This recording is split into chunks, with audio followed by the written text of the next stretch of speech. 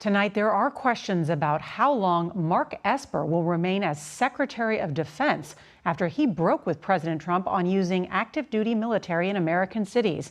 Also tonight, the man that Esper succeeded, former Marine General James Mattis, is turning on the president, accusing him of misusing the military and dividing the country. CBS's Paula Reed is at the White House tonight. It's an extraordinary number of developments, Paula. Extraordinary indeed.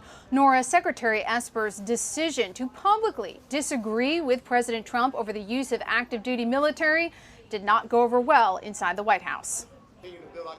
President Trump and his defense secretary are at odds tonight over the decision to call up active military to police protests. The option to use active duty forces in a law enforcement role should only be used as a matter of last resort and only in the most urgent and dire of situations.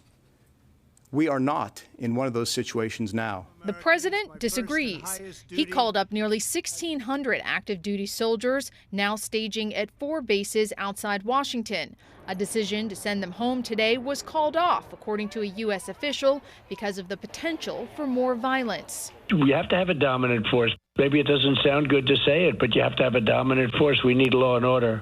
The show of force in cities like Washington has been called excessive by critics. Some of those heavily armed personnel wear no uniforms, signifying who they work for. A surprising sight on the streets today, DEA agents, who by law can only deal with drug-related crimes.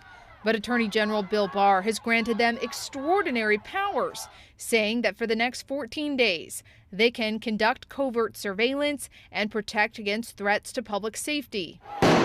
Meanwhile, the White House continues to defend the violent removal of protesters from Lafayette Park, allowing the president to walk to St. John's Church for a photo op. White House Press Secretary Kayleigh McEnany compared it to iconic moments during World War II and 9/11. And like Churchill, we saw him inspecting the bombing damage. It sent a powerful message of leadership to the British people, and George W. Bush throwing out the ceremonial first pitch after 9/11. Former Defense Secretary General James Mattis, who has not publicly criticized the president in the 18 months since he resigned, issued a statement late today denouncing President Trump as a threat to the Constitution and suggested that he is trying to divide Americans. Nora. Incredible to hear that from General Mattis. Paula, thank you.